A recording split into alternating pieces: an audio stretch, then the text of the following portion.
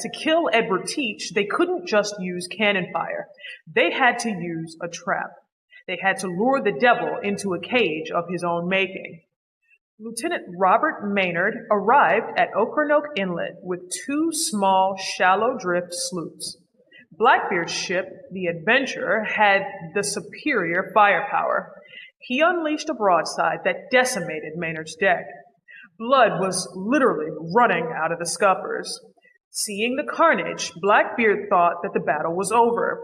He boarded Maynard's ship, the Jane, expecting to walk through a graveyard. But Maynard had hidden his entire force in the hold. As Blackbeard stepped onto the deck, the floorboards erupted. The ghosts came to life. This wasn't a tactical naval maneuver. It was a street fight on the high seas. Blackbeard, a man who stood nearly a head taller than everyone else, found himself face to face with Maynard. They traded pistol shots. Maynard's bullet hit home, but Teach didn't even flinch.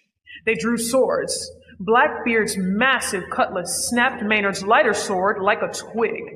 But as Teach moved in for the kill, one of Maynard's men stepped in and slashed Blackbeard across the throat. This is where the man ends and the legend begins. Records from the survival say it took 5 gunshot wounds and no fewer than 20 deep sword slashes to bring the giant down. He was literally being carved apart, and yet he kept fighting, trying to cock his pistol, even as his lifeblood soaked onto the deck. When he finally fell, Maynard took his head. He severed it and tied it to the bowsprit of his ship as a trophy, a grim warning to any other outlaws watching from the shoreline.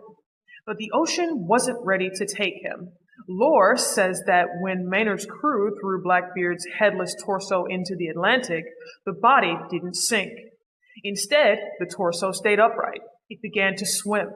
Legend tells us it swam 3 full laps around Maynard's ship, searching for the head that had been stolen from it, before finally descending into the abyss. To this day, sailors at Ocracoke swear they see a green light moving under the water on dark nights. The ghost of Teach, still looking for his head. Maynard won the battle, but Blackbeard won the history books. Because while you can kill the man, you can never quite